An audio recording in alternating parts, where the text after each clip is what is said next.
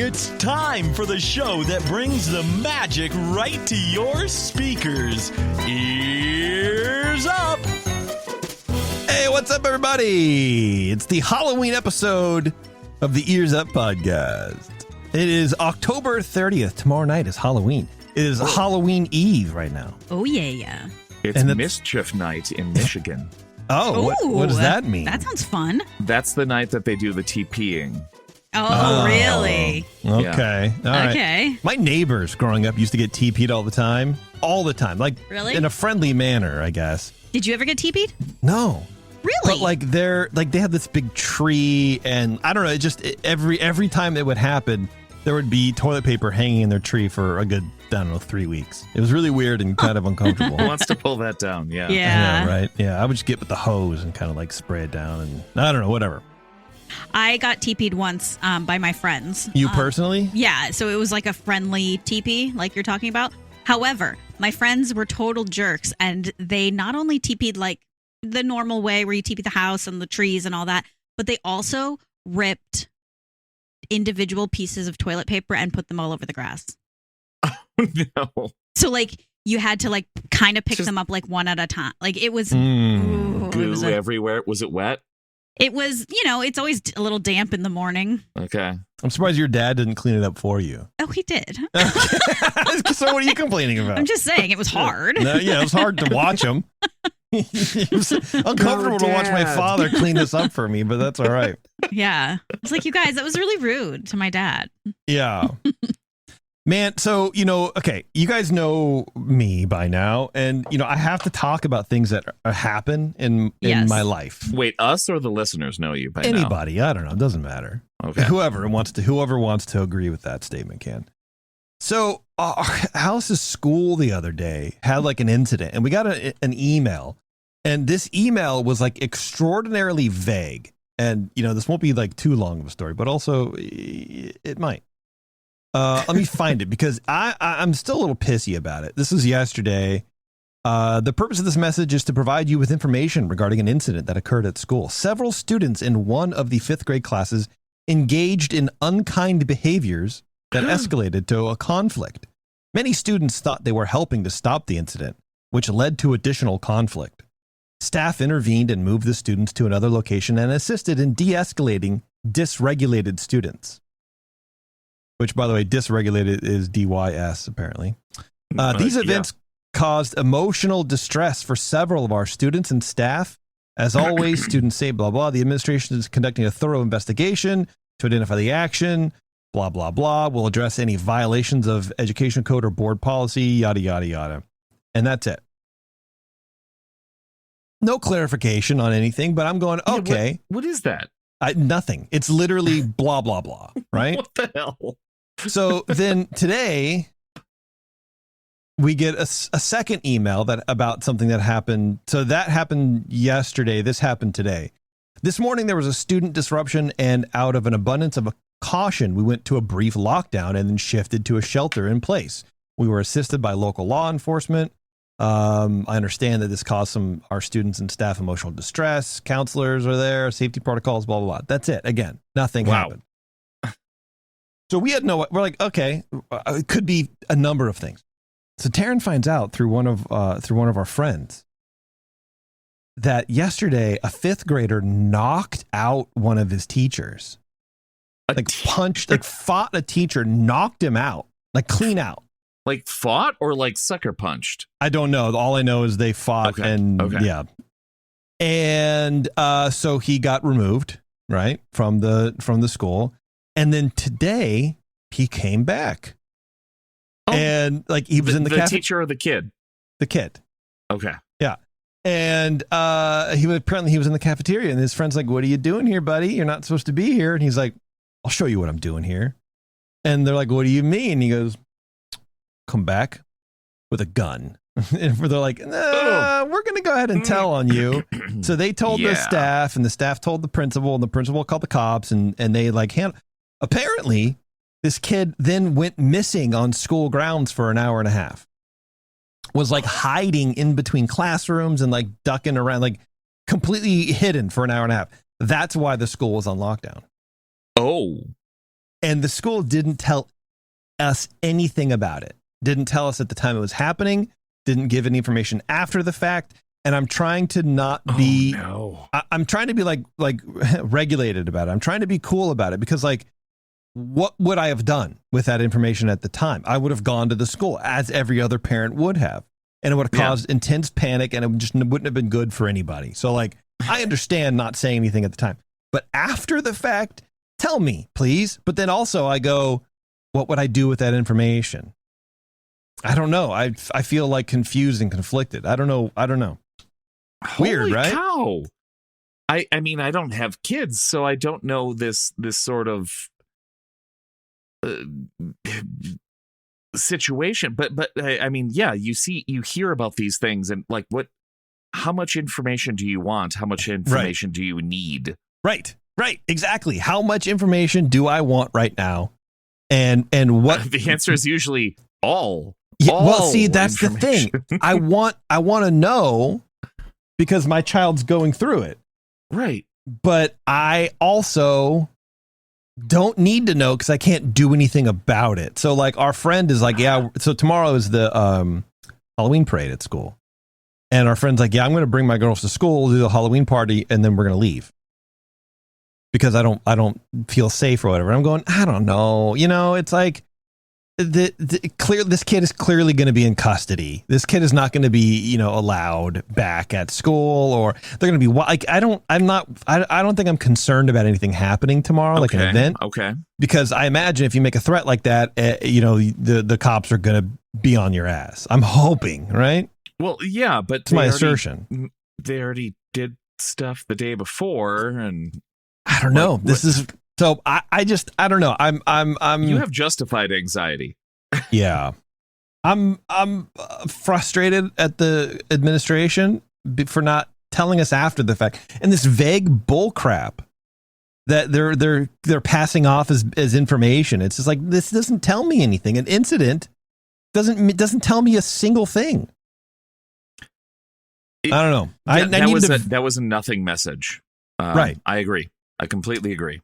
So anyway, that's what's going on. Well, in our world. So, you know, whatever, dude. Yeah, I got stuff. It's just one of those things where like, like whatever. I don't know what to do about it. I don't know I feel a certain type of way, but I don't know if it's justified, right? Like, I don't know if I'm justified in being upsetty about not knowing this information. So I might just send her an email and be like, look, you tell us this kind of nonsense is not justified. Cool, dude. Yeah. Come on. Well, all right, folks, it is our spooky stories time. I guess that was a spooky story. The kids were crying in the classrooms and stuff like that. It just wasn't a good time for everybody, but it's okay. Halloween is here. We are ready to participate in this whole experience. We have 3 stories today, and I am excited about it. I think it'll be great. Good. You know what I mean? I think it'll be a good excited. Time. Yeah. I wrote something that I think is the weirdest thing I've ever written. Okay. Well, you know, that's fair, dude. That's fair. So we're going to do spooky stories. We're going to take a break, and we're going to come back with some news. There's a little bit of stuff to cover on the Disneyland front.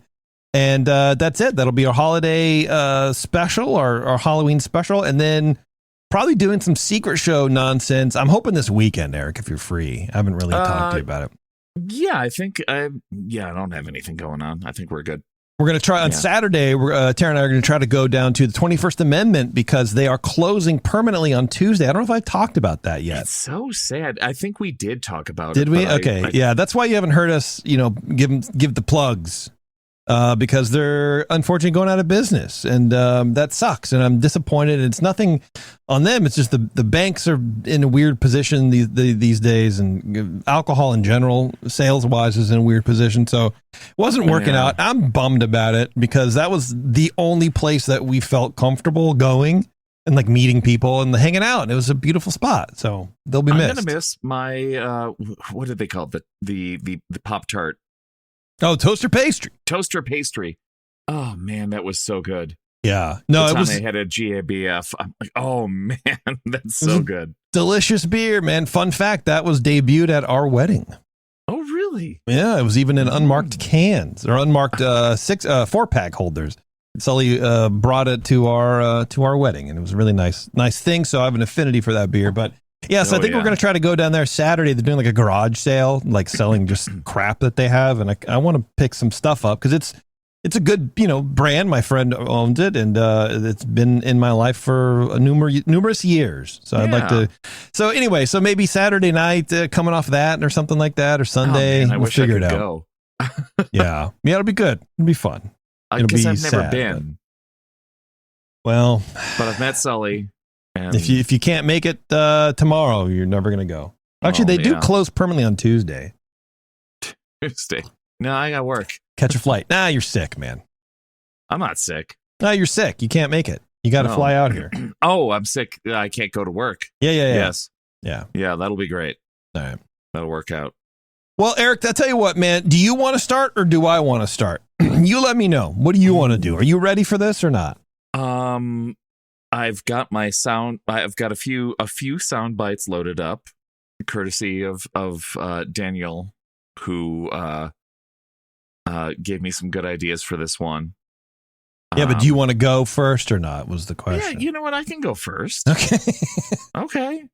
No, I'm just saying. Like, yes, I am. I'm I am teasing ready. you. I'm not like ready, but when will I won't be ready in half an hour, but. See, that's the thing, man. We fiddle with these things for like weeks.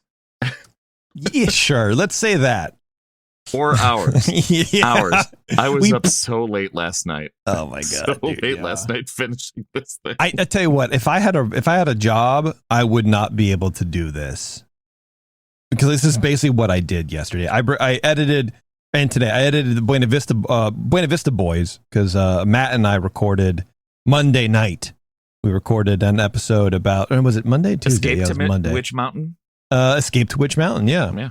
So I'm editing that right now. And so I toggled back and forth between writing and editing. And that was a painful experience. But I got it all done.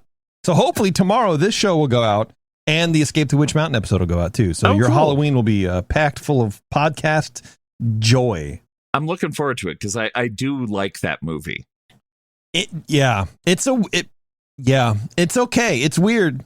There's some weird oddities to it, but we do a good job. Yeah, right. And the only thing I'm nervous about here is that I've got voices that I need to do. So you'll just have to the listener will have to bear with me because that's not entirely my thing. Doing voice work. Impressions. Yeah. All right. Well, because I haven't practiced it all. So you ready? You want to kick us off, pal? All right, yeah, let's do it. All right, here's Eric with the very first 2025 scary story. All right. This story is called Puppet Confidant: The Lost Experiment of Muppet Labs. We have a cast. There's a narrator, who is me. There is Erik Johansson, who is also played by me. He's a disgraced Imagineer. We've got AI Bunsen, the AI version of Bunsen Honeydew, a Muppet. And AI Beaker, also an AI Muppet. And then we have a chorus of puppets, which I can't legitimately call Muppets because it's just Asher's voice. Jason's nephew. Digital Muppets. Digital puppets. Yeah. There you go. So here we go. That's the cast of characters on this year's spooky story. When the park goes quiet, the air itself remembers applause. Once, that echo lived here, behind Pizza Rizzo's fake brick walls and dripping soda guns. They called it the Muppet Courtyard. Now it's condemned. Except someone forgot to leave. Camera's on. Yeah, good. Yeah, if you're watching this, congratulations. You care more than Disney management ever did. They're putting this place down next week, but not before I prove that this felt has a soul. Behold, Project Confidant, Beaker 3.0, Bunsen Beta is still working. Yeah, we're We got a lot of work to do here, but built from leftover servos, stolen Wi-Fi, and love. Mostly love. Don't judge the wiring. I had to improvise with pizza boxes. We were out of paper. System online. Greetings, Dr. Johansson. May I ask why our laboratory is filled with oregano? Sorry, that's all that's left of imagination. Smells like 1992, huh? Yeah, hey. Bunsen, Beaker, wake up. The lab needs to rebuild. There's my guy. Yeah, still got that spark. Don't look at me like that, Beaker. You're the heart of comedy. You're as pure as Miss Piggy's fountain outside. Diagnostic complete. Shall we begin empathy calibration? Okay, we began 40 years ago, my friend, when I was a little kid watching reruns of your show. We just haven't talked about that enough yet. Start recording. He speaks like a man teaching ghosts to breathe. Outside, bulldozers idle. It's time to raise the Muppets. It's time to light the lights. That's raise with a Z. They're demolishing the land. Do you get the joke there? That's the point.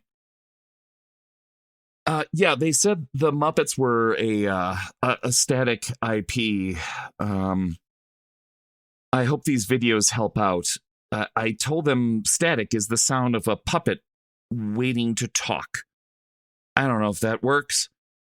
These new ones, they'll listen. They'll take your sadness. They will chew it up, spit it out, add a punchline. They will listen to you. They will make this is an experience. This is why we need them to be here still, and that's show business, baby. Input recognized. Show business. Output query. What business is left to show? Bunsen, don't get philosophical on me, okay? That's Speaker's job. Yeah, exactly. See? Dude understands. He says, ain't dead, just deferred. Is it madness that hears the meaning behind the meeps? Maybe that is the sound of science. When I make that sound, it's a different. It's like a different video clip. I'm just saying. That's why I'm clearing my throat in the microphone. Oh, okay. Well, your noise gate was taking care of that, so yeah. Thank you. Oh, you're great. welcome. Yeah. Oh, good. So we don't hear it at all. Great. No. Fantastic. Yes. This is great. It's going well. Everything's going great. This should be its own spooky story. This is a spooky story. Yeah. And pardon me. Note to self. I think the felt is absorbing the ambient heat. The Muppets are warmer tonight. I lined their mouths with copper thread to conduct empathy. I don't know if that's a thing. Touch them, and they remember your pulse. They remember your thoughts. I'm covered in fingerprints that aren't mine, but how does felt have a print? How does felt have a fingerprint? I think they're ready to unveil. I think everybody's going to love this. Temperature anomaly detected. Emotional reading. Yearning. Madness. Dr. Johansson, are you okay? Are you lonely? Lonely? No, I've got company. Yeah. You, him, the ghosts of 1,000 Waka Wakas. Yeah. Listen, can you hear them across the way? The old show is still looping behind closed doors.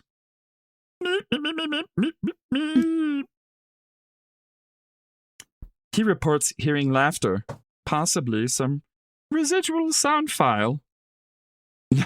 No, it's not residual. It's all turned off. Did we turn it all off? We turned it all off, right? Somewhere nearby, a Sweetums costume gathers dust. Below the earth, Erik builds his congregation. You can hear them They wait. They hum. They hold the shape of felt. They've started harmonizing. Beaker leads, Bunsen interprets for everyone else. I'm just keeping pace. It's tough, but in no time, this AI will retake the park. They will dominate media. As they learn, they will learn to dominate IP in the real world. We will have Muppets again. Laughter potential increasing. Heart rate unstable. Erik, would you like to rest? Rest is for retirees, bro. Besides, if I fall asleep, they might light the lights without me. I need to see it. I need to see it. He doesn't sleep. He paces through empty restaurant booths, writing ideas on pizza boxes. Empathy equals puppetry. Fear plus laughter equals belonging. Don't let them close the door. Not again. Not again. Jim. Where did you go, Jim? Recording anomaly. He's speaking to non-existent audience. He needs to write on proper paper, not boxes. Eisner wanted synergy. You want synergy. You want to buy into Henson's vision? I'll give it to you. Me and them, one show, one mind. No actors, no guests, no cue lines. Mark Hamill can take a seat. Everyone can take a seat. It's connection. We will outlast this park.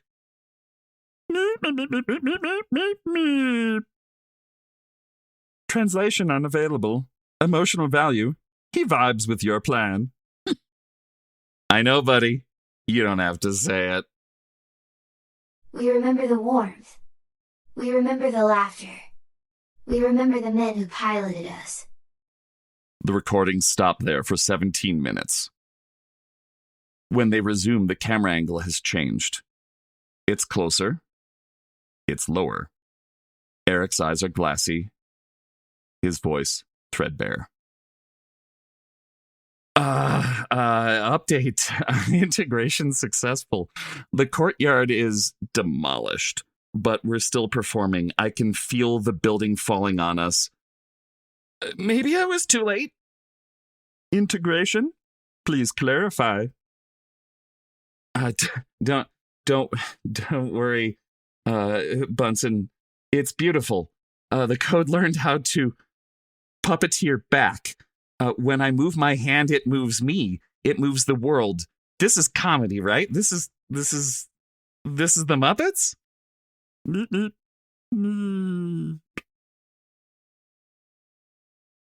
He says goodbye. No. He just says goodnight. There's a difference. We'll rebuild. CGI monsters are also almost Muppets. Sleep, builder. Dream in stitches. Become what you love. We remember him. We remember the maker. We remember the pilots. The field dissolves into static. When construction crews finally clear the building, they found one puppet sitting upright in the prep table. A new face, not a Muppet. Peppered beard, long hair. A Disney cast member tag on its chest read, "Only EJ."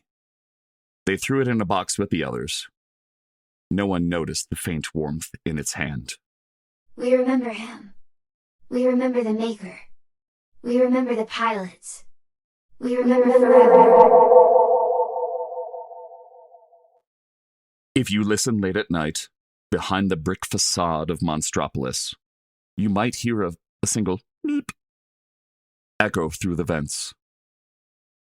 Of course, if you do hear it, you might want to beep, beep, beep, beep, beep, beep, beep, beep, beep, beep, beep.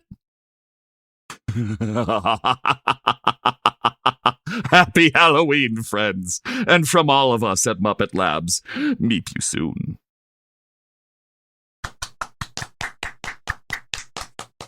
Good job, Erik. Damn, that was hard. I loved your voices. Oh my goodness. That was beautiful. Yeah. Thank you. Good job, Eric. You're quite the actor. Well, that's what they pay me for. There That's you true. go. Yeah. Also doing pharmacy things. Well, Well, you earned it. that's your side job. You earned your salary. Right. Thank you. You're welcome, man. Taren, who gets to go now? Me or you? Are you ready? I am ready. I think I should go and get mine done in case our child becomes more of a thing. The demon spawn of hell. Well, I know we're doing the show, but I just got to tell you, like, I think she's at this age now where, like, she thinks if I'm here, I can't be there for her. Because she asked me last night when you did the show, or the night before or whatever. She's like, "Are you doing the show?" And I was like, "No." And she goes, "Oh, okay." And then tonight she's like, "Are you doing the show?" And I said, I was gonna lie too, and I was like, "Yeah." And she goes, "Oh," and she's just upstairs crying because she's scared. I'm like, "What are you scared of?" Fucking A, man. She's I like, mean, sorry. It's a Halloween show. You usually drop an F-bomb. Oh, okay. It does happen. Yeah, she's scared because tomorrow's Halloween. I'm like, "What do you mean?" I was like, "You just dress up and get candy. Yeah, dude. Like, it's just a day." She's like, Yeah. "I'm just scared." I'm like, whatever. So, All right. Anyway, okay. Let's go, Taren. This story is called Disneyland Island.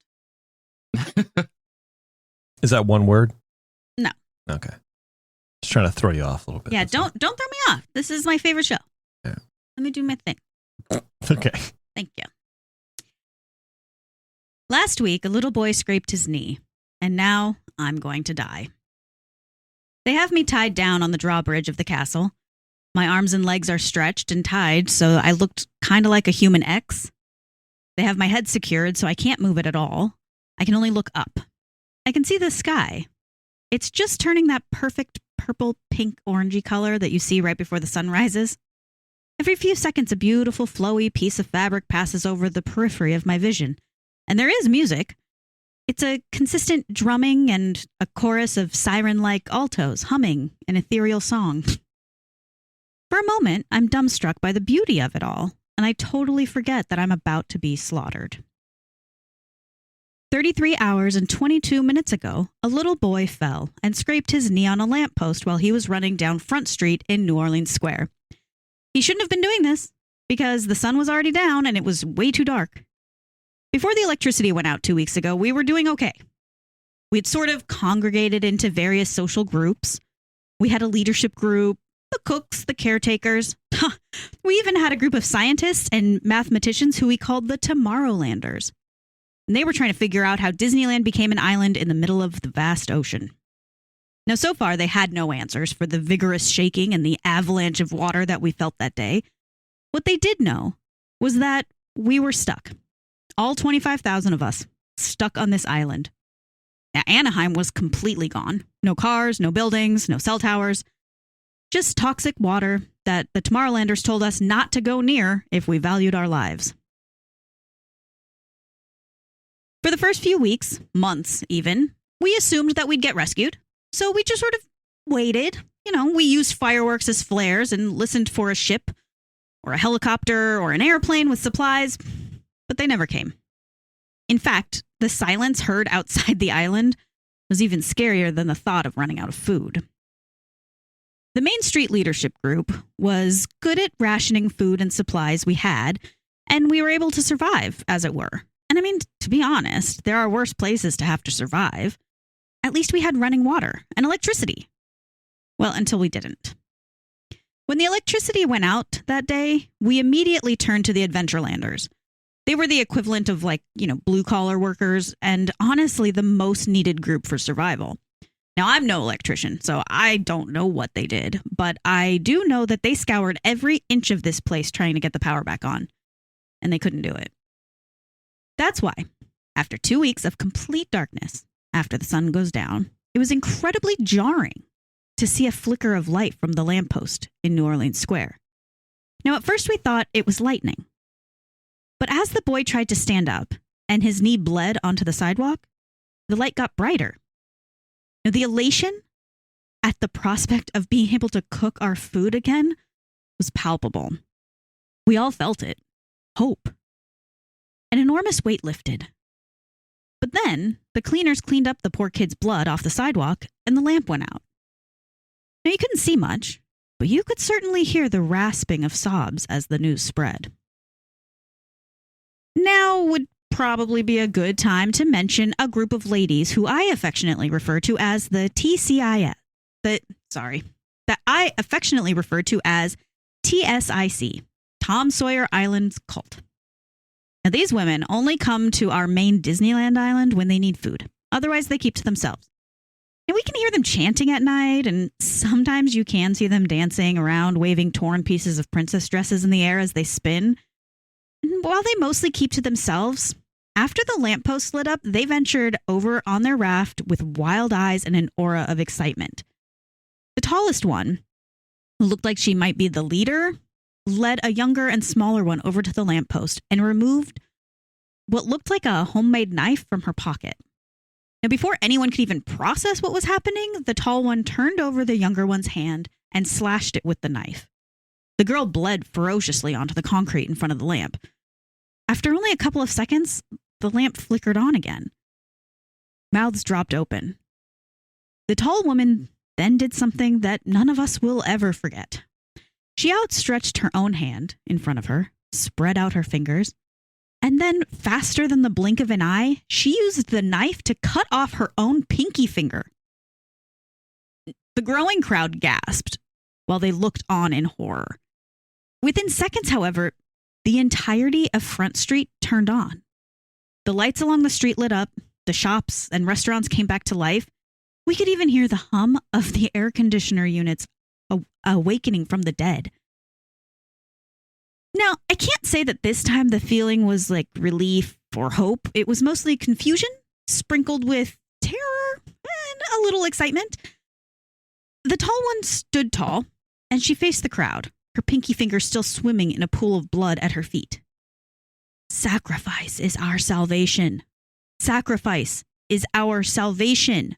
Sacrifice is our salvation. And I mean, as if that weren't creepy enough, the rest of the cult started chanting it in unison. Sacrifice is our salvation. Now, just then, the Main Street leadership arrived. What is going on here? Oh, how did you guys fix the power? This is wonderful. Sacrifice is our salvation. What does that mean? We must sacrifice to save us all. A small amount of blood turned on the lamp. More blood turned on the street. Imagine what the 5 liters of blood that a human body holds would do. I'm sorry, you want to sacrifice one of our own to turn on the power? That is absurd. Sacrifice is our salvation. Sacrifice is our salvation. More people from the crowd started joining in. Sacrifice is our salvation. One guy from the crowd yelled out, "We saw it with our own eyes. We can't survive without power. We need to do this." As he said this, the crowd continued their chant, "Sacrifice is our salvation." And the calls kept getting louder and louder. Finally, one of the Tomorrowlanders spoke up. "This is nothing but a coincidence. There is no such thing as blood sacrifice turning on power. If we sacrifice one of us for this purpose, it is nothing other than murder." Now, the contemplative crowd got quieter as they considered this. Murmurs began to spread, and the crosstalk became so loud that it was almost musical. Okay, everyone calm down," shouted the Main Street leader. "This is a democracy. We'll take a vote. Give us 1 hour to prepare.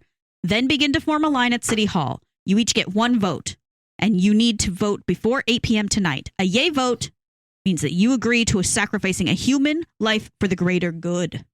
Now, a nay vote means that you do not agree with this. Votes will then be tallied, and I will notify you of the results at 9 p.m. Now, I wasn't surprised that most people voted for the sacrifice. I mean, people are selfish and careless and awful. What did surprise me, though, was that people are so awful that they tricked us. See, as it turned out, if you voted for the sacrifice, then you were then saved from said sacrifice. But if you voted nay, then your name was put into a hat.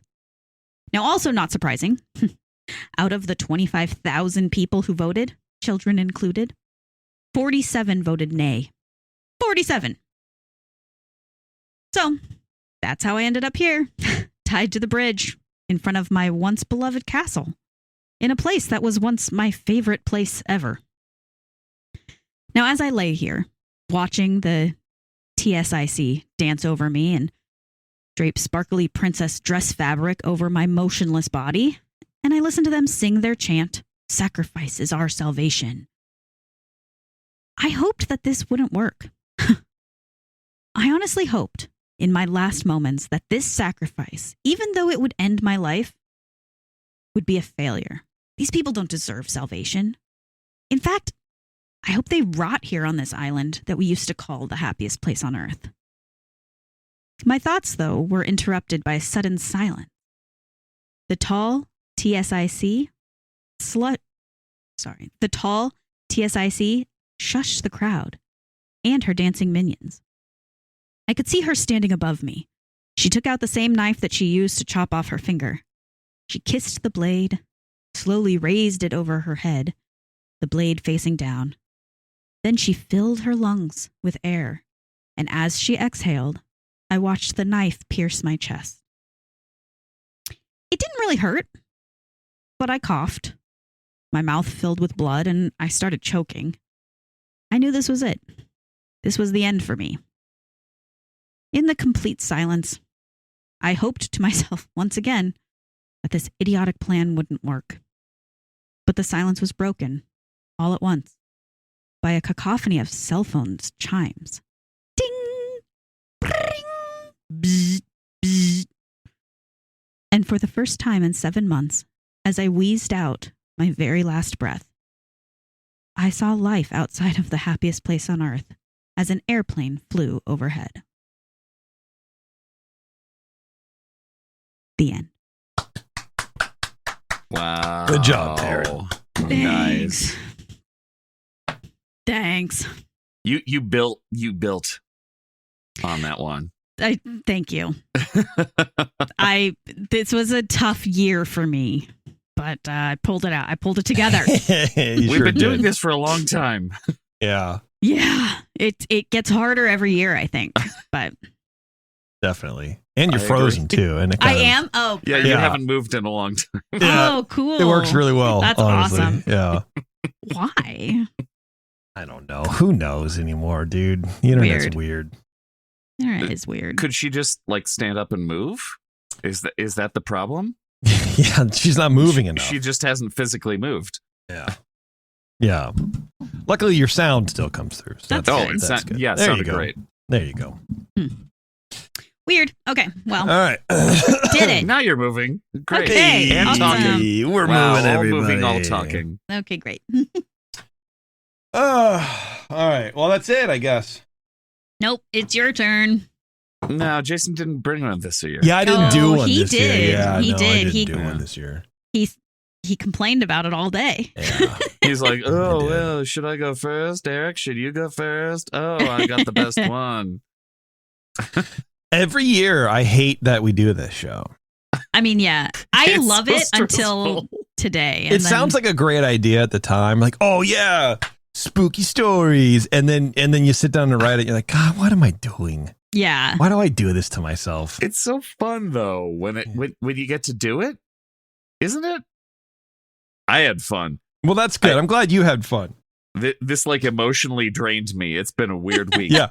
Yeah. But no, I think yeah, it's fun to do.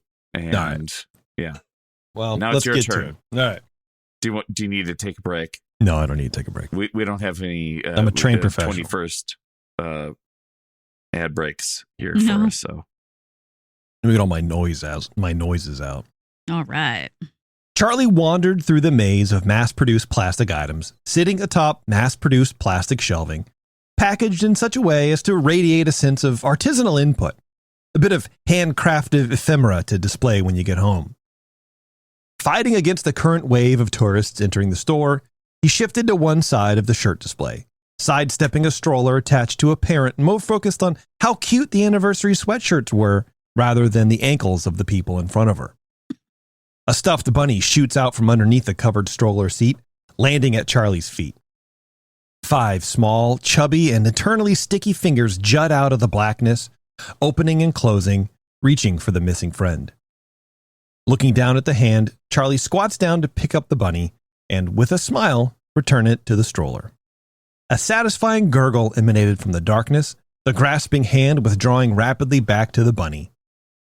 Standing up, Charlie looked at the mom, who hadn't noticed the exchange at all, her attention now set on a pair of stretchy pants that read, "Feed me churros" down the leg. Fitting, he thought, turning away and continuing his aimless journey through the vastness of mouse-themed merchandise. Being in the parks alone was always an interesting time. Sure, he could single rider at most of anything he wanted, but he always felt kind of lonely at the same time. That weird loneliness that only comes from being in public, if that makes sense. Finding himself at a wall of pins, he flipped through several rows, looking for one that his sister might like. Since this was a work trip and not anything really family-related, Charlie had promised her to grab something cute, as she put it, from the parks. But what does a 10-year-old think is cute anyway? He pulled a Goofy pin off the rack and studied it, perhaps too intensely.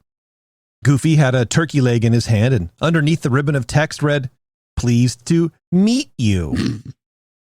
Perfect. Before he could turn around and head for the checkout line, something struck Charlie's ankle, the impact making him jerk his leg up in pain. Wincing, he waited for the inevitable, "Oh, so sorry about that," comment from what could only have been a parent or guardian, pushing a large stroller right into his foot. Instead, the not-so-soft music of the latest Disney hit pumped through the store was all he heard. He gave it a bit and turned to confront the driver, only there was nobody there. Strange, he thought. It must be one fast stroller. He looked down at his ankle, which still stung from the impact. The area around it was red and slightly swollen. "The hell did she hit me with?" he muttered. A tap on the shoulder drew his attention, and a man spoke up. "Excuse me, sir," he oozed. "Are you all right?" "Yeah, I'm good," he replied, his voice cracking unusually. "Someone whacked me with a stroller, and now—" He gestured to his leg, which somehow had gotten worse in just the last few seconds. The redness had grown, spreading up his legs in the pattern of veins. "How horrible, sir," said the man, taking Charlie's arm. "Let me guide you to the back room and get that looked at." Charlie tried to protest, and he wasn't really certain it was nothing, but he couldn't really get the words out, just a dry, croaking noise. "Of course, sir. Come, follow me." The man guided Charlie away from the pins, gingerly limping on his rapidly swelling leg. Heading towards the doors, the pair passed a sign that read, "Employees only." Charlie made another hoarse, wheezing sound, gesturing towards the doors, but the man kept walking. "Oh, there's nothing back there for you, my son." Exiting the store, the pair were swallowed up by the crowd. 2 days later, Eddie Bort scanned his ticket and entered Disneyland. Unfolding a piece of paper, Eddie only half studied the image on it. He had spent the entire flight out from Denver staring at it, committing every pixel to memory, but somehow it made him feel a bit better to at least have it in his hand. He knew that Charlie's last movements put him somewhere on Main Street. His girlfriend was nice enough to share his credit card purchases for the trip. This gave Eddie a very narrow search field, which could only help. According to all available data, Charlie had bought a churro from the cart in Tomorrowland, then a few Matterhorn macaroons from the Jolly Holiday Bakery, which would put him on a direct path out of the park, or at least heading down Main Street, but where? Deciding on working on a loop from right to left, Eddie walked past the Disney Gallery. It's true, Charlie always did his souvenir shopping at the end of his park days, but the gallery was always too expensive for his taste, and it was probably safe to say... Jesus. And it was probably safe to skip. There you go. See, that's the problem when you try to, I don't know, guess at the words you already wrote before you read them. Yeah. As he passed the Great Moments with Mr. Lincoln entrance, Eddie wondered what it was he was even looking for. It wasn't like on TV where he could go in and schmooze the employee at the counter for a quick look at the security footage or anything. He wasn't even sure if they would still have that sort of thing 2 days later. And it's not as if the cast members working would remember seeing Charlie, not with the thousands of people filing by them each day. It had been too long. Stepping into the Mad Hatter, Eddie came to the conclusion that he didn't really know what he was doing there, only that it made him feel a little bit better to be doing something to find his missing friend.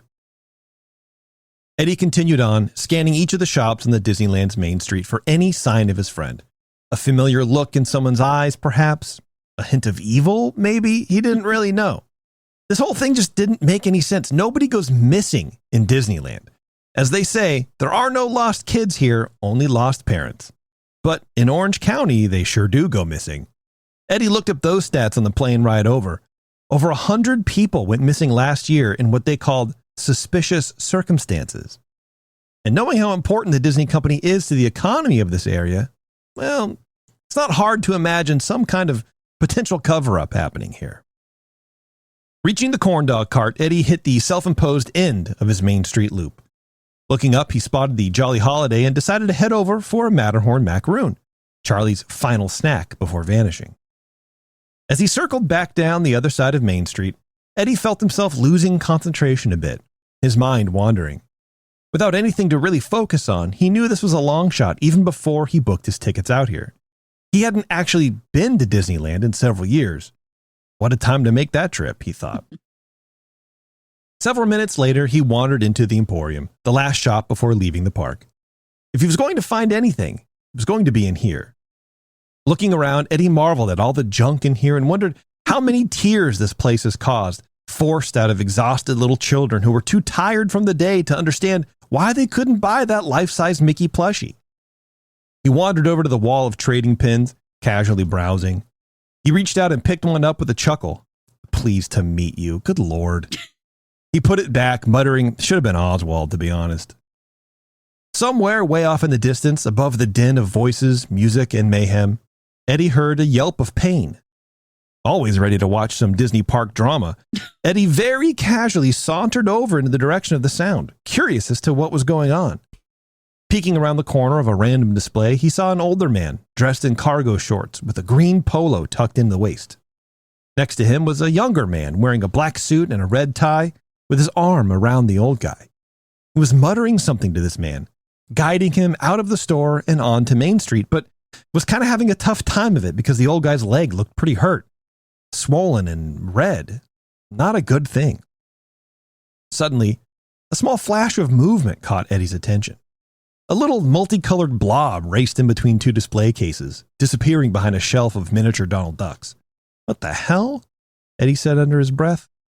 Slowly, he approached the edge of the shelving unit, pushing his head around the corner. But there was nothing there. Only what looked like to be a pile of smashed M&M candies. Gross, he said, as if he was making sure, and he poked the pile with his shoe. It moved slightly, as if it had mass, like it wasn't just a pile of candies cascading over one another, but one larger thing. About to turn away, Eddie noticed the thing shift a bit in place, almost rolling over. To his horror, this thing, this pile of discarded and smashed up candy-coated chocolate, began to move, assembling into the form of some kind of humanoid creature, complete with 2 legs and 2 arms, if you could even call them that. They were more like stumps. But what really bothered Eddie, aside from the formation of a candied creature on the floor of a Disneyland merchandise display, was the face. More specifically, the formation of the face. A crack had formed where its head would be. This crack split the candied shell into 2, breaking the shell into splinters, and these splinters formed teeth. This eyeless golem then looked up at Eddie, gave a low, guttural shriek, and ran out the door. Eddie ran after it. It was only 3 or 4 inches tall, but he had to know what the hell this thing was. Reaching the door, he spotted the thing, deftly maneuvering around the sea of legs in the crowd, eventually jumping onto the back of someone. It was the man dressed in black, the one helping the older guy. The creature looked back at Eddie, shrieked in his direction, and disappeared into the man's coat. Eddie rubbed his eyes and looked around the crowd. Surely someone else had seen that, right? He couldn't be the only one. This place was packed. But no, it seemed this vision was his own, his tired mind playing tricks on him, or whatever crazy people in movies tell themselves when shit like this happens. Sitting down on the closest bench, Eddie took a few deep breaths in and closed his eyes. Clearly, there was no way all that just happened. A small candy monster would have been noticed by at least one other person, probably. Maybe clearing his head a bit by riding some rides would help him ground a little bit. It was something to do anyway. He'd sort of run out of ideas on how else to track down Charlie. The rest of the day was a blur of Disney Park's fun and just what Eddie needed. A welcome to distraction from the sadness of his missing friend and whatever else happened in the shop earlier. As dusk fell, Eddie found himself heading toward It's a Small World, his least favorite ride, but one that Charlie revered and made him go on multiple times when they were kids. Rolling his eyes a bit at the thought of sitting through the cacophony of fiberglass children wiggling at him for what had to be like 15 minutes, Eddie headed up the path from Fantasyland. Just as he approached the entrance, he noticed that off to the side, way back by the parade exit against the fence, was a vendor standing in front of his cart. A hand-painted sign above read, "Mr. Chocolate's Mystery Chocolate Pieces." I could go for some chocolate, Eddie said to himself, and he changed direction, heading off to the dimly lit area. "Welcome, young sir," said the man. Eddie couldn't really get a good look at him, but he seemed familiar in that foggy sort of way people can get. "Yeah, hey, Eddie looked around at the cart. There was nothing to speak of on the countertop, not even a cash register. What do you have?" "Oh, sir," the man replied, "I have the most peculiar wonders of the world in chocolate form." This guy doesn't really fit the theming around here, thought Eddie, but whatever, he was hungry. "Got anything like a cookie or something?" The man's eyes brightened. "A cookie? Surely you can do better than a mere cookie." Eddie wasn't sure he could. The man leaned forward. "Here, allow me." He reached underneath the countertop and pulled out a rather large tray with a small clear plastic bags on it. "Browse around to pick what you like." The bags each had what looked like body parts, legs, arms, torsos, all elaborately decorated and highly detailed. "Oh, cool. What's in them?" "Why, cookie, of course. See, I dip each cookie in the highest quality chocolate I can find, then decorate the outside shells to look about as realistic as you can find." He was right. These things looked fantastic and oddly scrumptious. Eddie flipped through the cookie bars, asking, "Looks like some kind of early Halloween thing or something?" "Something like that," the man grinned back. Eddie picked up a cookie shaped like a jacket and marveled at the craftsmanship. The thing looked incredible, down to the last detail. The zipper on the front seemed to shine and sparkle a bit as he held in what little light there was. Removing it from the package, he felt the weight of the thing. It had some heft. "Man, that is a decent little treat. How much?" "Call it a gift," said the man. "Like a test marketing thing?" The man snapped his fingers and pointed at Eddie. "Exactly like that." "Nice. Well, thanks, man. I appreciate it." "Well, go on. Take a bite. Let me know how it is." Eddie did as he was told. The crunch was about as satisfying a crunch as you could get. That outer shell resisted just enough to protect the inside, not to dig into your gums or anything like a jawbreaker would. As he rolled the bite around in his mouth, he noticed a different texture. Nougat? No, he thought more jam? Yeah, that felt right. And then after another bite, he could detect yet another layer in there, tucked away in the middle of the jam, like a wafer or pretzel? He asked the man. "I knew you'd figure it out," the man replied. "Not many people do. Yes, pretzel." The man laughed as he just said something funny. Not easy to do, but worth it in the end. As Eddie chewed, trying to place the flavor of the jam, he turned his attention back to the decorations on the bar. The red jacket with the white shirt underneath was very eye-catching, and something in the back of his brain began to itch. He turned the bar over, and sure enough, there was just as detailed pieces on the back as in the front. A large white circle sat in the center of the red jacket, and inside that circle was a crow? The words fell out of Eddie's mouth. A confused look up at the man, and then back down to the candy jacket. "Something wrong, sir? Don't like your cookie?" The man spat the last words out in a tone that almost distracted Eddie from trying to place why he was so caught off guard by the jacket design. He looked down at the tray, at the other items on offer. Legs in blue jeans, arms with red sleeves. Next to those, a torso in a green polo shirt. In the neighboring package, tan cargo shorts. The itching in his brain grew. Eddie's mind raced. He turned around and removed the photo he'd printed up of Charlie, taken from a social media post the day he went missing. From Disneyland. In it, it was his friend, standing next to the Mad Hatter, each with a big smile on their faces. In Charlie's hand, folded up, he held his jacket. A red one. And on the back was a white circle with a crow in the middle. From behind him, a rustling, but Eddie didn't even register it. He was busy trying to scratch that itch in his brain. What did it all mean? He turned back around to face the man, but the cart and the man were gone, vanished. Eddie looked closer at the treat he was gifted, shaped like his missing friend's torso.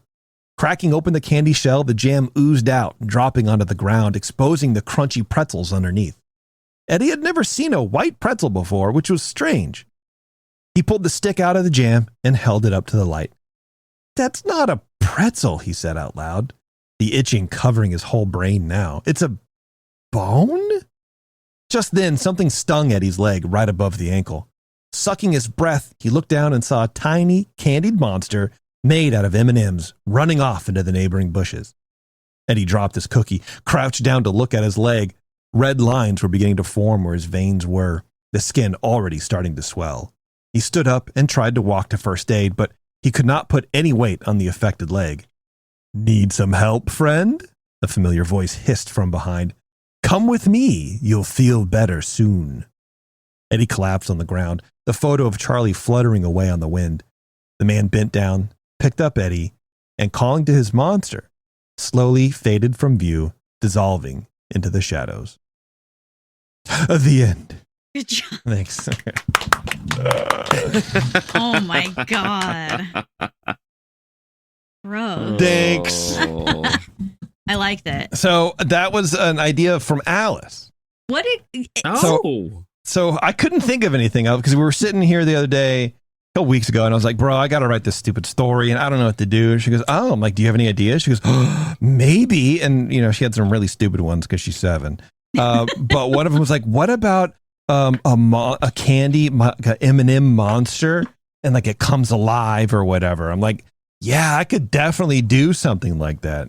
That's so cool. That was her idea. Wow. That's amazing. Good job, Alice. Yeah, that's cool, man. I was like, "Can I make it a churro monster?" And I was going to go this whole different route, but I'm like, you know what? No.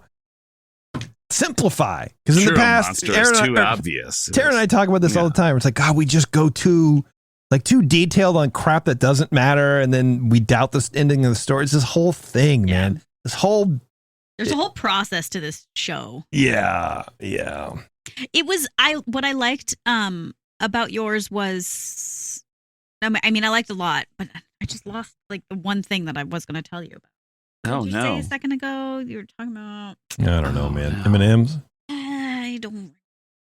All right. Well, I'll tell you what. It was great. Thank you very much. I appreciate it. You guys' was good too. Let me take a break. We're gonna come back. We got some news to cover, and then that's it. We're gonna wind down Halloween. You know what I mean? Hey, that rhymed. You guys, it's the holidays. It's the holidays. Yeah, what happened? We should start lumping Halloween in with the holidays. It is. I know, but nobody does. It's always like Thanksgiving and Christmas and New Year's, right? But we should put Halloween in it. And so like from mid-October, we should say Happy Holidays. And they go, well, it's a little early. Well, I mean, Halloween's in 2 weeks, brother. What do you want? It's a freaking holiday. Yeah. It's true. It's so wild. Yeah. Anyway, hang on, everybody. It's Ears Up. We'll be right back.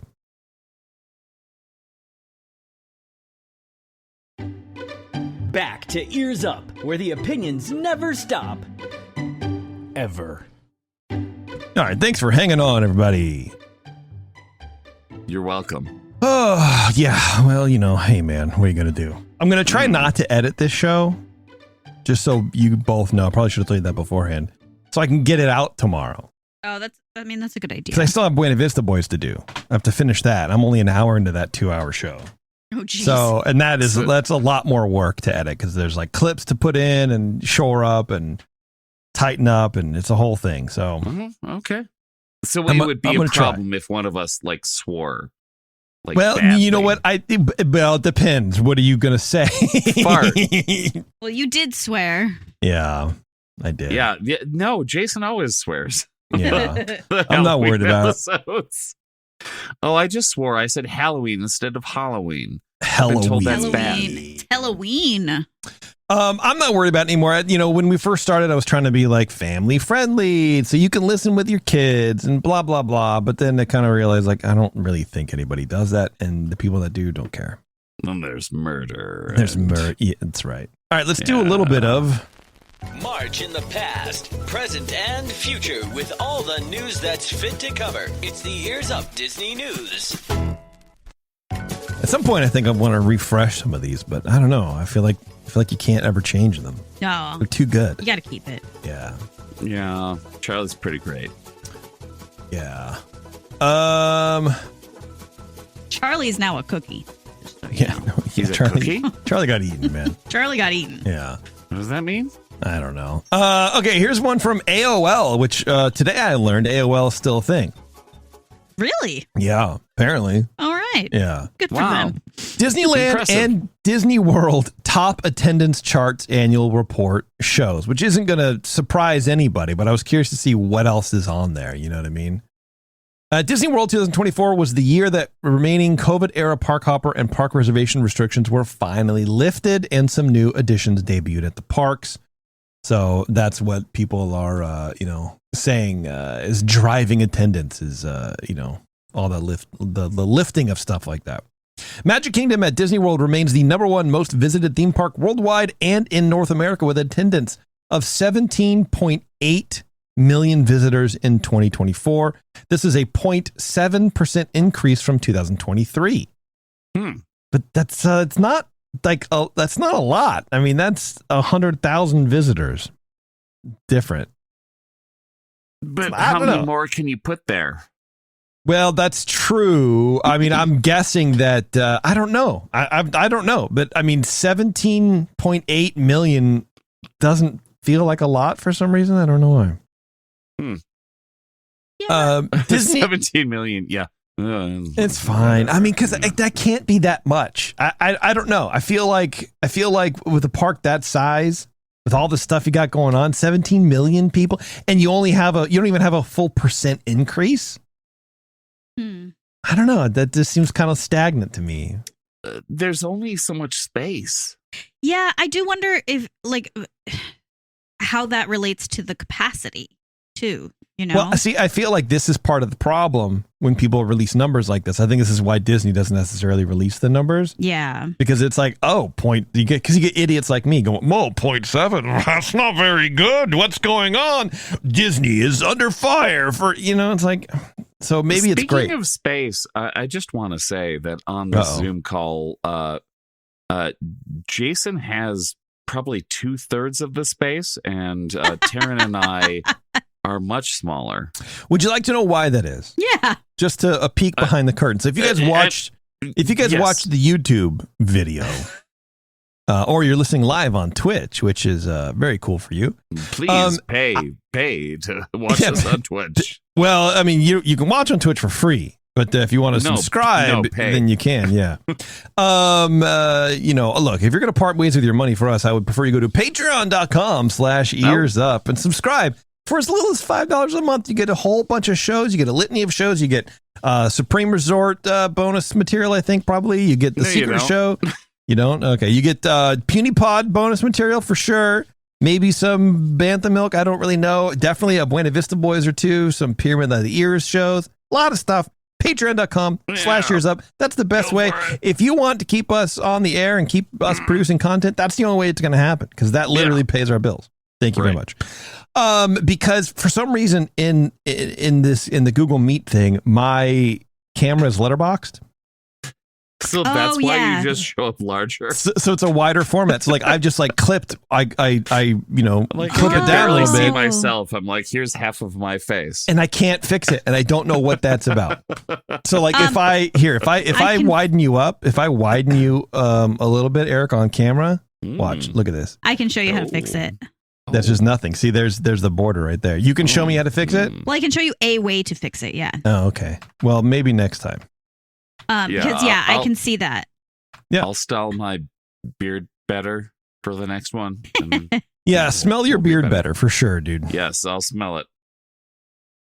There you go. Okay, and the Disneyland Park in California remains in the #2 spot for the most visited theme park worldwide and in North America, with an attendance of 17.3 million visitors in 2024. This is a 0.5% increase from 17.2. Very interesting. Kind of interesting. Yeah, and I kind of wonder, I guess this is what makes me think that Disney... Okay, so here, first of all, Disneyland is very small compared to Disney World, but they have about the same number of visitors. I think That's Disney World... interesting. I think Disney World is in a slump. I think they so have too. more things to visit. They have more stuff. They have more room to put people. Yeah. So, and they only have 500,000 more people a year. Yeah, and That's not if you great. look at Epic Universe, they have even more. You know. So, Yeah. I don't know, man. In North America, Magic Kingdom and Disneyland Park are followed in the rankings by Epcot. Well, okay, well, hold on a second. Wait, okay. That is a good point. That is a good point because I was talking Disney World, and that's not what it is. It is Magic Kingdom That's different. at Okay. Disney World. I take back everything I just said. See, now I feel like Okay. we should start the show all over. Oh, God. We're starting the show over. No. Hey, welcome everybody. It's Secret Spooky Story Shows where I, wet my pants over and over boy. again. Okay. Oh, we're cleaning Oh, up dear. Jason's wet pants. Oh, dear. Yeah. Oh. Change me, mommy and daddy. Yeah, so Magic Kingdom specifically 17.8, Disneyland Park 17.3. That's So different. yes, Huh, it is. okay. It is different. Okay. So Epcot. How many millions of people do you think visited Epcot in 2024? Give me a quick guess. 17. You think just as many as Magic Kingdom? Yes. Eric? I think 12 people visited. Well, you know what? Taren is closer, but you're both wrong. It was 12.1 million people. Oh, much wow. less? Oh, Really? I needed to add a qualifier. Okay. Well, you said 12 people, so yeah. Yeah, I thought you were joking. Yeah. No, I was there one day and they were literally like all 12 of us hung out and we held hands. We're now on a group chat. Disney's Hollywood Studios, 10.3 million visitors, and Disney California Adventure, 10.05 visitors for 2024, making up the top 5 spots. Animal Kingdom sits behind Universal Studios Florida and Universal Islands of Adventure in the rankings at the 8th spot with 8.8 million visitors. Wow, that's low. Yeah, I know, right? Universal Studios Florida and Universal Islands of Adventure. Let's see. Universal Studios Florida had 9.5 million, Islands of Adventure 9.4, with both parks showing a decrease in attendance. Universal Studios Florida saw a 2.6% decrease. That's wild, dude. That's That's our answer.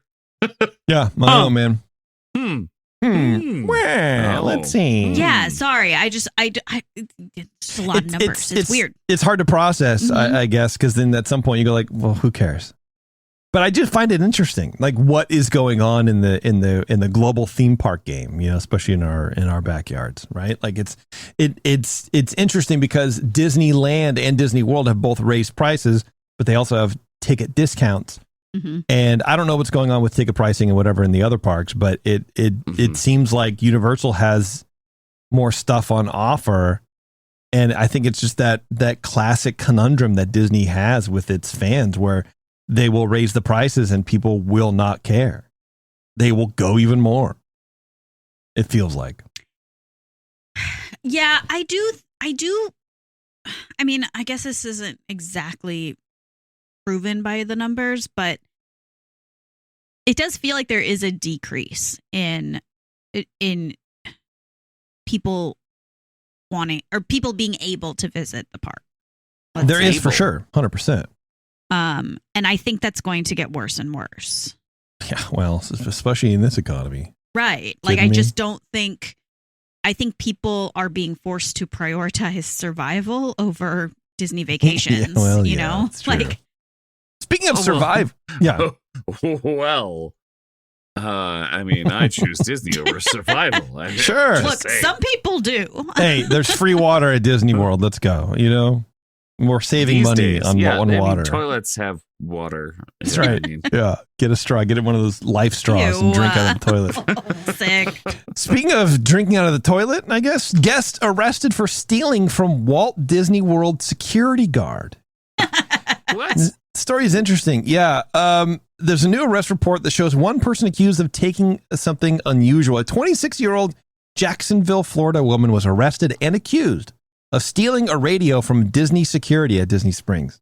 A radio. Yeah. Those are very expensive too, by the way. Sure. What does she need it Why? for? They're a radio. It's Right. not a phone. I feel like it was the first step in a multi-crime. Plan. So There's a ring. So they could listen in. Yes. But also, I have a feeling, and I don't know anything about anything, but I would guess that you could just buy a receiver and find the Disney security channel and then just listen in. Like, you don't need this specific radio. It can't be an encrypted channel. It's Police don't even have that. You know what I mean? They You don't? It's regular, yeah. No, you can buy a police scanner. Oh, I guess that's true. Yeah. So, like, I feel like this person, I don't know, had to have been drunk or high or both. Adriana Portal has pleaded not guilty to robbery, battery on both a uniformed security officer and a law enforcement officer, battery as well as criminal mischief, according to Orange Circuit Court records. Her attorney declined to comment for the story. On August 24th, Portal was, quote, in a physical altercation with a Disney security manager in the Disney Springs Watermelon parking lot, according to the newly released sheriff's report.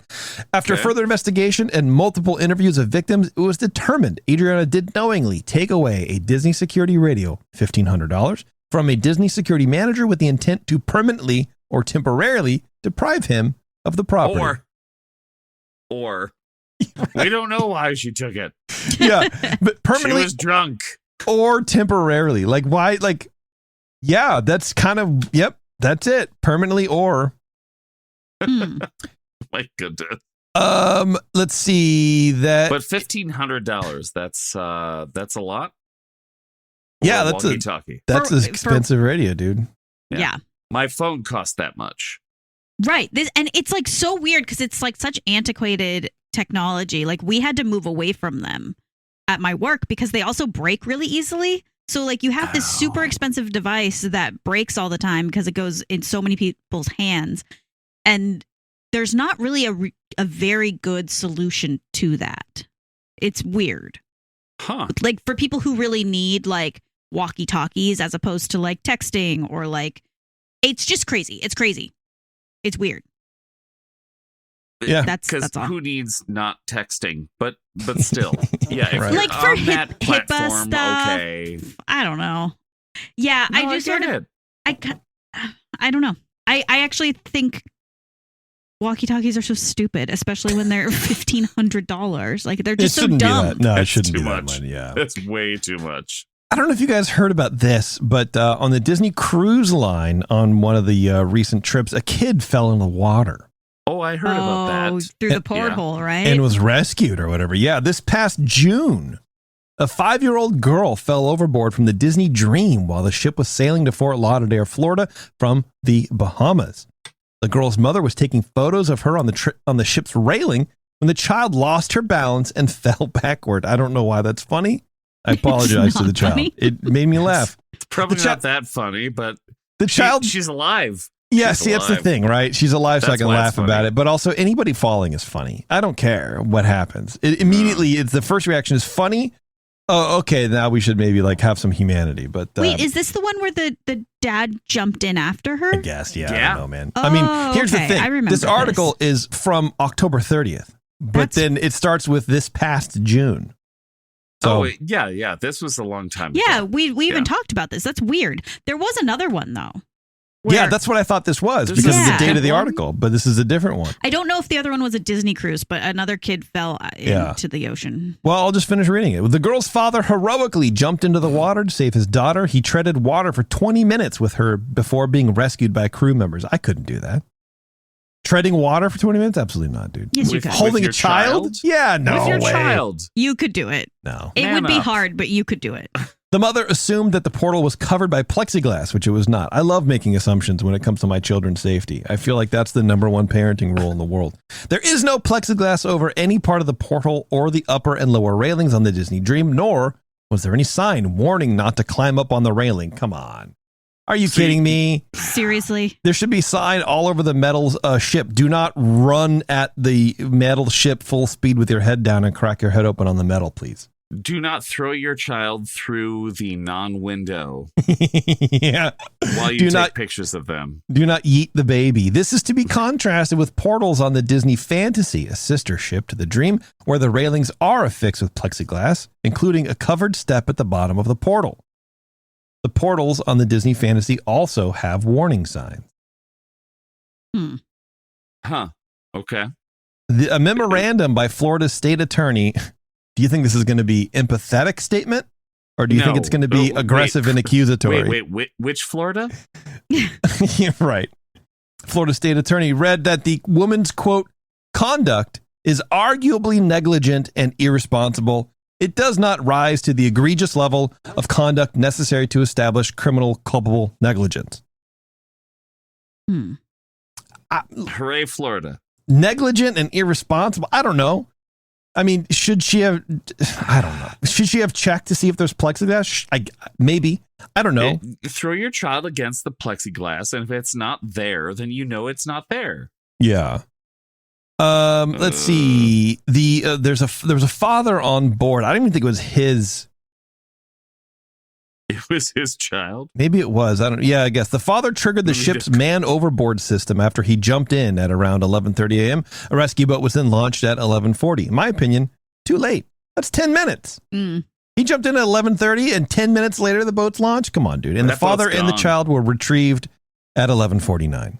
The whole operation took only 19 minutes, an impressive feat. It would be impossible without a man overboard system. Well, I wonder, like, if they had to stop the ship and sure, then, of course, then lower the boat. Like, all that does take time. I guess. I don't know, they dude. can't, like, stop a cruise ship that quickly, but they've got to have protocols. Right? Yeah, I mean, it's part of a system, right? And it sounds like their protocols went well since it only took 20 minutes. So man overboard systems vary between cruise ships, but they use thermal cameras and motion detectors that immediately alert the ship's bridge when someone has gone overboard and provides the exact coordinates of the person in the water. This allows the captain and crew to immediately slow down the ship, track the person in the water, and launch a rescue operation just as the Disney Dreams crew did. Sounds like that worked. The man overboard systems aren't perfect. In this case, the system didn't trigger when the girl went overboard, reportedly because she was so small, and the systems are designed to avoid false positives, but they do save lives. So children overboard different from man? Yeah, I would imagine. It's just like a noise gate, right? Where it only it only opens at a certain level, somebody right? Chucking their, like, bottle of Chardonnay over the... I think, like, you know what, honestly, I think it's like a bird. You know, something that small is not going to trigger it, right? This is automated man overboard systems became mandatory following the Cruise Vessel Security and Safety Act of 2010. Most cruise lines refuse to comply with the CVSSA, including the largest fleets in the world. Carnival Cruise Line and Royal Caribbean Cruises have lost dozens of passengers and crew members at sea due to their irresponsibility in refusing to install this life-saving technology. Wait, Disney, like lost, like dead? Yeah, like missing. What? Yeah. No. Yeah. Disney Cruise Line is one of the few cruise lines to comply with the CVSSA and install man overboard. Yeah, so apparently just this week, a crew member on the Viking Star was seen going overboard in the Mediterranean. The crew member remains missing, despite going overboard in broad daylight with witnesses. The Viking Star did not have a man overboard system.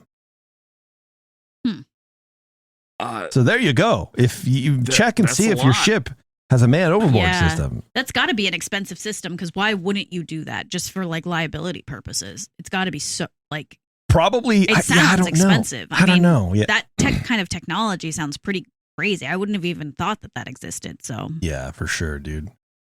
Okay, here we go. 7 Disneyland rides set to close amid busy holiday season.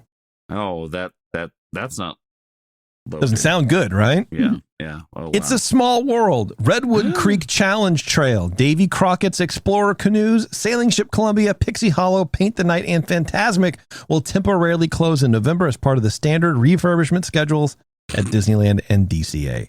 The closures, the closures join Big Thunder Mountain, Storybook Land, Canal Boats, Casey Jr. Circus Train, Mickey's Philhar-Magic, and Great Moments with Mr. Lincoln, which were also shuttered for refurbishment. Yeah, so what's open? The churro carts, man. Yeah, that's all you need to know. Jeez. Storybook Land is getting a Tangled Tower. That's kind of cool. Casey Jr. is getting a whole kind of retrofit, like they're redoing all the track, and they're adding some little Easter eggs and cool stuff in there. Like the train is getting redone. Like that whole ride is getting, cleaned up, baby. And I like that. I like that too. Yeah. That'll be fun. That is a fun ride. It's I love just the it. line It sucks. The line is terrible. I think the line sucks because it's like there's no. It's one like train. a normal. It's like a normal carnival ride line. It's just a friggin' metal switchback, and that's it. There's nothing to look at. It's not themed. Well, that and it's like because there's only one ride. Like it can only eat only so one many train. people. Yeah. So it's just slow. I mean, there's only one train car to get into, and that's the back. Well, yeah. The back car train, because then you're looking backwards and the whole thing. It's the best, dude. Okay, let's do one sad news story and then two good ones, and we're out of here, huh? Sounds good. Disneyland Resort lays off about 100 salaried employees. Yeah. So I love, man. I don't know. I love it when the parks raise the prices and then they do the layoffs. When they lay off people, yeah. Yeah. Disney has laid off approximately 100 cast members from various teams across the Disneyland Resort, following other companies that have also announced job cuts ahead of the holiday season. Why even add that? You're just normalizing it. You're just making it like, it's excusable now. Well, everybody else is doing it, so that's okay if Disney does it. Quote, with our business in a period of steady, sustained operation, we are recalibrating. Oh, for God's sakes. We are recalibrating our organization to ensure we continue to deliver exceptional experiences for our guests while positioning Disneyland Resort for the future. A Disneyland spokesperson told KTLA in an emailed statement. As part of this, we've made the difficult decision to eliminate a limited number of salaried positions. We are deeply grateful for the contributions of these cast members and are committed to supporting them with care, respect, and resources during this transition. Don't tell me you're recalibrating. That is some HR speak if I've ever heard it. That is garbage, man. How dare you? That's insulting to read, and I wasn't even fired by that. Disneyland attributed the cuts to an increase in hiring following the reopening of the parks after, quote unquote, the COVID-19 pandemic, which is not over, by the way. The theme park resort is Orange County's largest employer with 36,000 workers. Yeah, I don't know. That's about it. The price hikes, though smaller than in recent years, impacted most ticketers for regular park admission. So that's it. There's really nothing else to talk about. They're firing off 100 salaried people. Yeah. I mean, it sucks. There's nothing there. It sucks. And it's happening everywhere. That not to like you were saying, like to give them an excuse, but it is. It's like, it's wild. Yeah. I hate it. Yeah. I only hope that their positions aren't really being taken by AI. That I'm so against AI right now, dude. I hate it so much. I think it's the worst. It's the worst. Especially in this economy. Amazon firing 30,000 people. Yeah, that's a little more impactful. Yeah. But it's just, whatever. Anyway. Okay. Happy stories. What? I just wanted to point out that the hundreds. Here we go. It specifically said like 100 salaried people, which means that it's management, it's middle management, likely. Those aren't park workers. You know what I mean? Yeah. And I think that's just interesting. That's a big move. Yeah. That is like I forget the word that they used, but recalibrating. Yeah, get out of town. Because that other people are then having to manage a bunch of people that they didn't have to manage before, and they're not going to be getting more money to do that. No. Wild. Anyway, I was thinking about that. All right. 2025 holiday characters to spot at Disneyland. Okay. Well, this would be good to talk about real fast. We're running out of 2025. I know. That's true. It's the holidays. That's what someone famous once said to me. Oh. Yeah, me. Yep. Oh, it was It's her. the holidays. All right, here we go. Where to find Santa Claus at the Disneyland Resort. Direct from the North Pole, Santa Claus himself makes stops around Disneyland Resort for photo opportunities and to hear families' holiday wishes. Say ho, ho, hello to St. Nick through December 24th, 2025 at the Redwood Creek Challenge Trail. Oh. Interesting. Interesting place. Wait, is that what it says? Or for him? If that's what you're reading, yes. Is this just like, is this hyperlinked? Can Santa get that far in? Can he get out? Is Santa in trouble? Do we need to help him? That place is kind of a maze. Right, yeah. We might need to help Santa get out of the Redwood Challenge Trail. It's just the way that it's like separated in this article from Disney Parks blog and like hyperlinked, it sounds like, because it says the Redwood Creek Challenge Trail transforms into a jolly playground with games, festivities, and a fun search for brightly colored presents along the trail. Cute. So like I didn't really understand if it was that's where Santa is, but yes, that's where I had to click the link as a whole thing. I had to do investigative journalism on the fly. So he will be there from November 27th through December 24th. Santa will also be at the Disneyland Hotel, Pixar Place Hotel, and Disney's Grand Californian. Okay, those are safer places for Santa to be. Yes. Well, everyone likes a challenge. It's a challenge. Sure. He wants to challenge I don't think himself. Santa likes a challenge. He might. I mean, you want to go around the world giving presents to specific kids only? But he's used to that, yes. See? Well, there you go, man. Yeah. A California adventure. Some characters sport Santa hats, dress up in classic holiday outfits, or add festive accessories. On Buena Vista Street, you may find classic Disney characters dressed in retro-inspired wintry wear. In Cars Land, Mater gets into the spirit by sporting a giant Santa hat. You stop by to see for yourself. So, holiday characters on Buena Vista Street will be Mickey and Minnie Mouse, Goofy, Donald, Daisy, Pluto, and Clarabelle Cow.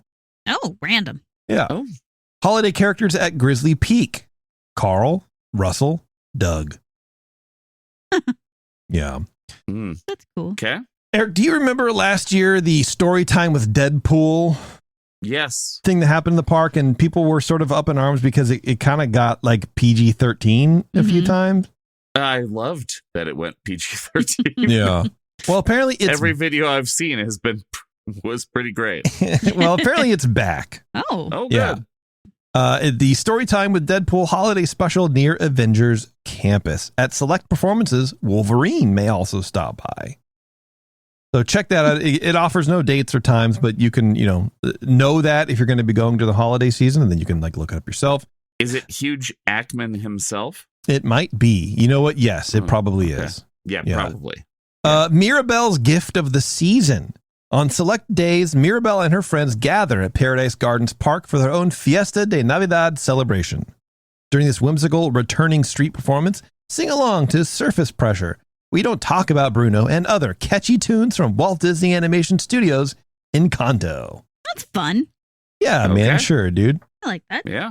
Oh, this is neat. A musical Christmas with Mariachi Allegra de Disneyland y Miguel. Ooh. Also on select days, you may encounter Miguel from Pixar Animation Studios Coco at Carthay Circle as he joins Mariachi Allegra de Disneyland for heartfelt stories and holiday songs. It's an evening street performance with beautiful bilingual renditions of holiday songs. And then you also have Disney Viva Navidad, which is a daily cultural celebration at Paradise Gardens Park. Specialty dishes, character appearances by inspired Latin American traditions. Meet Mirabelle. Three Caballeros. Viva Navidad is the best parade. Is it really? Oh, it's so good. All right. Yeah.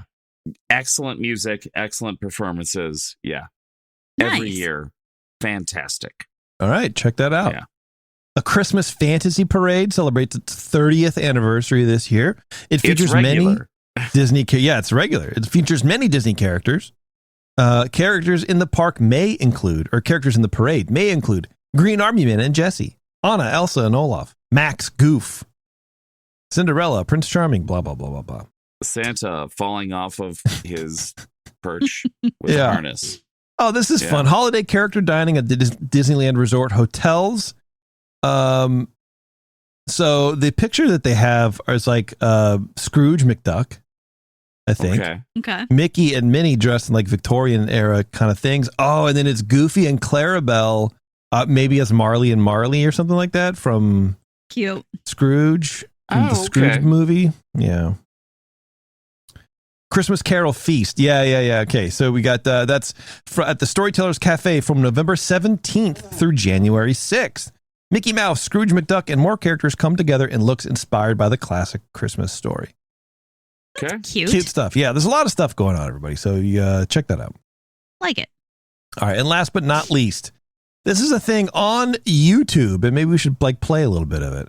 But it is, I think, a couple shows ago we talked about this like soundscape thing that Disney's releasing, where it's just kind of like a little, almost static animated thumbnail thing, and then just like playing tunes around the parks. I think it was New Orleans Square was the last one we talked about. I don't remember. Right. Yeah. This one is now Haunted Mansion. Ooh, that's fun. Soundscape, yeah. And maybe I can play a little bit of it. God, that scared me.